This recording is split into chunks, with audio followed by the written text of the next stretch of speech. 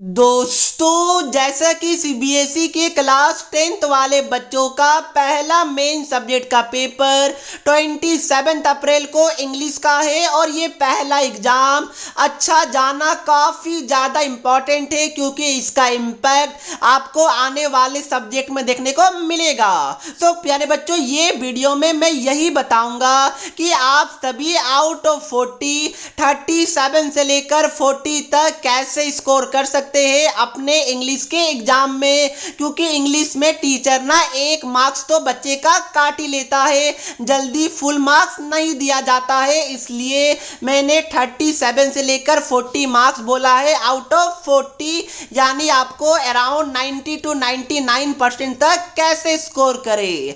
सो प्यारे बच्चों, सबसे पहले मैं आपको जनरल टिप्स बताऊंगा, देन मैं आपको सेक्शन वाइज टिप्स बताऊंगा कि reading section, writing and grammar section, then literature section में क्या क्या चीज़ों का आपको ध्यान में रखना है अगर आपको आउट ऑफ 40 36 से ज़्यादा लाना है इंग्लिश में। तो दोस्तों, सबसे पहले मैं आपको ये भी बता दूं कि हमारे चैनल पे वीकली गिव अवे चल रहा है हमारे सब्सक्राइबर्स के लिए। तो जो बच्चों ने अभी तक सब्सक्राइब नहीं किया, फटाफट कर दीजिए एंड कमेंट जरूर कीजिएगा। तो सबसे पहले मैं जनरल टिप्स बता रहा हूं, then section wise, then video के एंड में एक गोल्डन टिप्स भी शेयर करूंगा। तो सबसे पहले जनरल टिप्स प्यारे बच्चों, तो इंग्लिश एक ऐसा सब्जेक्ट है जहां पर आपका हैंड राइटिंग काफी ज्यादा इंपॉर्टेंट रोल प्ले करता है। तो अगर आपका राइटिंग अच्छा है तो वेरी गुड, अगर राइटिंग आपका उतना अच्छा नहीं है तो ज्यादा ओवर कटिंग मत कीजिएगा। ओवर कटिंग जहां भी आप इंग्लिश में किए तो एक गलत इंप्रेशन पड़ जाता है, ये बात को ध्यान में रखिएगा। और हर एक आंसर के बाद कम से कम 2 लाइन का गैप इंग्लिश में छोड़ना ही छोड़ना है। जितना नीट एंड क्लीन लिखिएगा उतना आपके लिए बेटर होगा। दूसरा प्यारे बच्चों, इंग्लिश एक ऐसा सब्जेक्ट है जहां पर first impression is the last impression, ये काफी ज्यादा इंपॉर्टेंट रोल प्ले करता है। इसलिए स्टार्टिंग में आपको वो वाले सेक्शन से अपने आंसर को अटेम्प्ट करना है जिसमें आपका प्रिपरेशन सबसे ज्यादा अच्छा हो, जो आपका स्ट्रॉन्ग जोन हो, ये बात को ध्यान में रखिएगा। क्योंकि कुछ टीचर माइंड में एक चीज बैठा लेते हैं कि इंग्लिश में अगर बच्चे का स्टार्टिंग का 2-3 क्वेश्चन सही है, अगर अच्छे से लिखा है तो आने वाले सभी क्वेश्चन में टीचर अच्छे मार्क्स देंगे। बट अगर स्टार्टिंग में ही बच्चा उल्टा सीधा ग्रामर लिखा है तो टीचर आज समझ जाएगा कि बच्चा अच्छा है नहीं और आगे मार्क्स टीचर काटना शुरू कर देंगे। तो ये बात का ध्यान में आप लोग रखिएगा। सो प्यारे बच्चों, अब मैं आपको सेक्शन वाइज टिप्स बताता हूं, बट उससे पहले लाइक एंड सब्सक्राइब में कंजूसी मत कीजिए, फटाफट कर दीजिए। अब देखिए प्यारे बच्चों, मैं सेक्शन ए यानी कि जो अनसीन पैसेज वाला जो सेक्शन होता है उससे स्टार्ट करता हूं। प्यारे बच्चों, मैं आपको आगे ये भी बताऊंगा कि अभी आपको क्या करना है, कैसे तैयारी करना है। तो प्यारे बच्चों, सबसे पहले जो सेक्शन ए का जो अनसीन पैसेजेस होता है 2 रहेगा, तो उसमें सबसे पहले ध्यान रखिएगा कि जो आपको एग्जाम में 15 मिनट्स टर्न 2 में रीडिंग टाइम दिया जाता है क्वेश्चन पेपर को, तो उसमें आपको वेस्ट नहीं करना टाइम को। उसमें इंग्लिश के अंदर पैसेज को रीड करना है, यस, पैसेज को सॉल्व करने का कोशिश करना है, आंसर को ढूंढ के रखना है ताकि जैसे ही लिखने वाला टाइम स्टार्ट होता है फटाफट आप लोग आंसर लिखना स्टार्ट कर दे। तो ये बात को ध्यान में रखिएगा। दूसरा प्यारे बच्चों, बच्चे क्या करते हैं, पहले पैसेज को रीड करते हैं देन क्वेश्चन को नहीं, पहले आपको क्वेश्चन को रीड करना चाहिए उसके बाद पैसेज को, ताकि क्वेश्चन आपने पढ़ लिया उसके बाद आप पैसेज पढ़ना स्टार्ट कीजिएगा तो आपके दिमाग में रहेगा अच्छा वो वाला क्वेश्चन पूछा गया है और वो वाले क्वेश्चन का आंसर इस वाले पैराग्राफ में है। तो ये बात को ध्यान में रखिएगा। नेक्स्ट प्यारे बच्चों, जो आपका यूजुअली ट्रेंड्स होता है सीबीएसई का, वो ये बोलता है कि जो आपका अनसीन पैसेज में जो क्वेश्चन दिया हुआ रहता है वो पैराग्राफ वाइज दिया हुआ रहता है। फॉर एग्जांपल, पहला क्वेश्चन पहला पैराग्राफ में उसका आंसर मिलेगा, दूसरा क्वेश्चन का आंसर तीसरा पैराग्राफ में, तो तीसरा क्वेश्चन का आंसर चौथा पैराग्राफ में, यानी कि सीक्वेंस वाइज सीबीएसई क्वेश्चन को डालता है। नॉर्मली यही देखा गया है, तो इस बात का ध्यान में रखिएगा। नेक्स्ट प्यारे बच्चों, सेक्शन ए के अंदर अनसीन पैसेज के अंदर कि आप लोग क्या करते हैं कि डायरेक्टली पैराग्राफ में जो लिखा हुआ रहता है वही चीज डायरेक्टली अपने कॉपी में लिख देते हैं, जो कि गलत है। प्यारे बच्चों, यस आपको आंसर तो पैराग्राफ से ही देना है, बट डायरेक्टली कॉपी पेस्ट मत कर दिया कीजिए। कुछ कुछ चीजें अपने से लैंग्वेज को चेंज कीजिए, कुछ कुछ वर्ड्स को, कुछ कुछ सेंटेंस को चेंज करके आंसर को लिखने का कोशिश कीजिए। डायरेक्ट अगर आप लोग छाप देते हैं तो टीचर, कुछ कुछ टीचर जो काफी स्ट्रिक्ट होते हैं वो थोड़ा थोड़ा मार्क्स काट भी सकते हैं। तो इसलिए अपने वर्ड्स में आंसर को लिखने का कोशिश कीजिएगा, कुछ वर्ड्स को चेंज कीजिए, लैंग्वेज को चेंज कीजिए, ये बात को ध्यान में रखिएगा। अगर आपका इंग्लिश एवरेज या फिर अबव एवरेज है तो इस तरीके से जरूर कीजिएगा। नेक्स्ट प्यारे बच्चों, अब हम लोग चलते हैं राइटिंग एंड ग्रामर में सेक्शन बी के अंदर, जिसका वेटेज 10 मार्क्स का है। अनसीन पैसेज का भी वेटेज 10 मार्क्स का था। तो सबसे पहले जो सेक्शन बी में राइटिंग एंड ग्रामर वाला सेक्शन है उसमें ध्यान रखिएगा। सबसे पहले राइटिंग सेक्शन में क्लास 10 के अंदर letter for order and inquiry letter आने वाला है, उसी के साथ साथ एनालिटिकल पैराग्राफ आने वाला है। बट इसमें क्या होगा, दोनों दिया हुआ रहेगा, पैराग्राफ भी लेटर भी, और ये दो में से आपको एक ही अटेम्प्ट करना होगा और 5 मार्क्स का वेटेज है। तो उस केस में मैं आपको ये सजेस्ट करूंगा कि आप सभी प्यारे बच्चे लेटर को अटेम्प्ट कीजिए, ना कि पैराग्राफ को। यस, ये इंपॉर्टेंट है क्योंकि पैराग्राफ में आपको बना बना के लिखना पड़ेगा, जिसमें मार्क्स कट होने के ज्यादा चांसेस है। बट लेटर में आप लोग एक रटा रटाया चीज लिख सकते हैं, एक स्टैंडर्ड फॉर्मेट में, स्टैंडर्ड वर्ड्स में, जो आपको 5 आउट ऑफ 5 मार्क्स दिलवाने में काफी ज्यादा हेल्प करेगा। सो स्टैंडर्ड वर्ड में लेटर को लिखा कैसे जाता है वो मैंने डिस्क्रिप्शन बॉक्स में प्रोवाइड कर दिया है एक वीडियो का लिंक, जहां पर मैंने लेटर फॉर ऑर्डर करवा दिया है। अगर वो लेटर आप लोग लिखिएगा तो आपका कोई भी टीचर 0.5 मार्क्स भी कट नहीं कर पाएगा।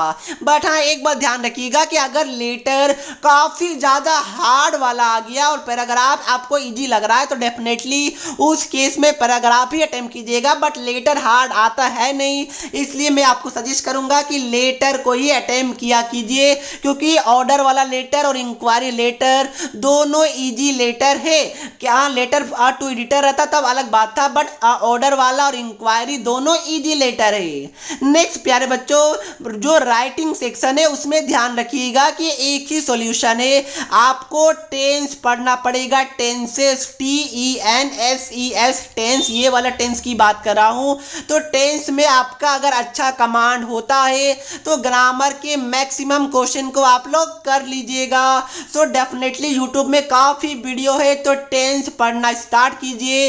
1-2 दिन में आप लोग अच्छे से पढ़ लीजिएगा, देन आपको ग्रामर में काफी ज्यादा वो एनर्जी आएगा, वो ग्रामर में एक मोटिवेशन आएगा, सेल्फ कॉन्फिडेंस आएगा ग्रामर के क्वेश्चन को सॉल्व करने टाइम।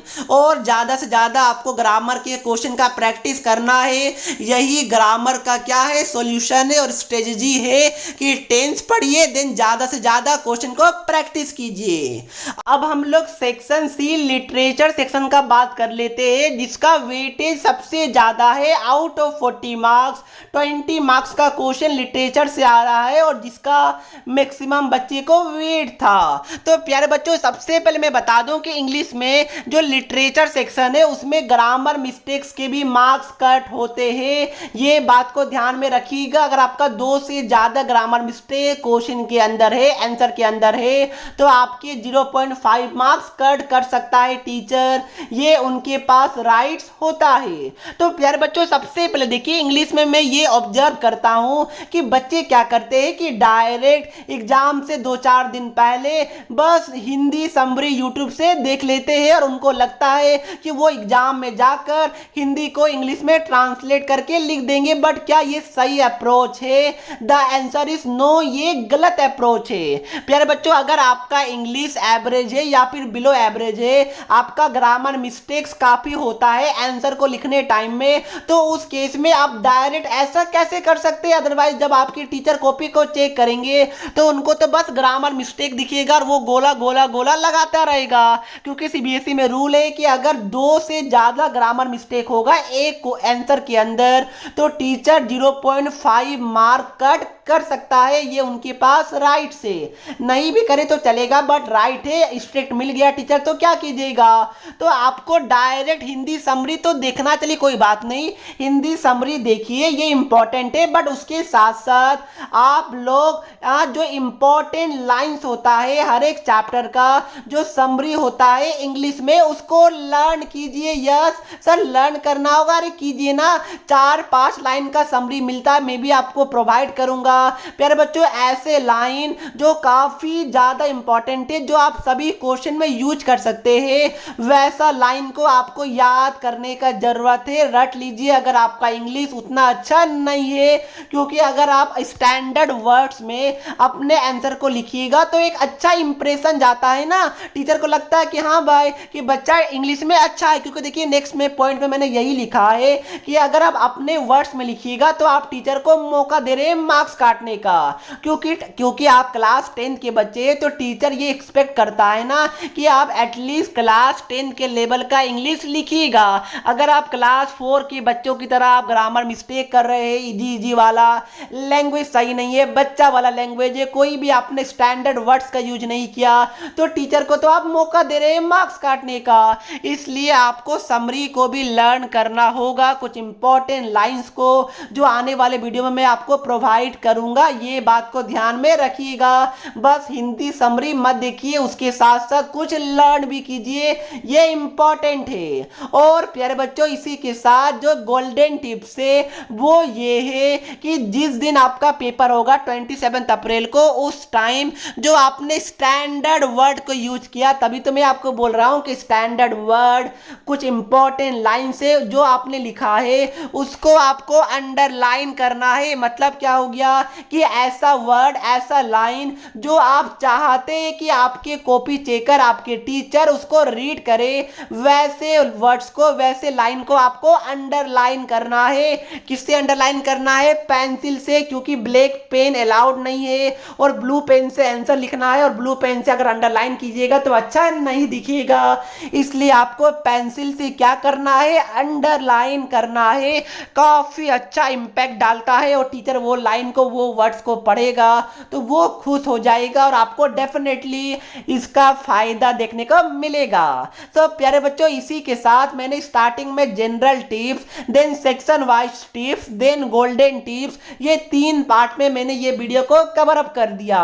आई होप ये सारे मेरे बताए गए पॉइंट्स को आप लोग फॉलो कीजिएगा।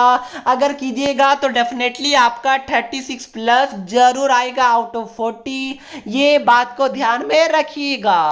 सो इसी बातों से मैं वीडियो को समाप्त करता हूं। अगर वीडियो अच्छा लगा, अगर आपको हमारा एफर्ट पसंद आया तो लाइक एंड सब्सक्राइब में कंजूसी मत कीजिएगा।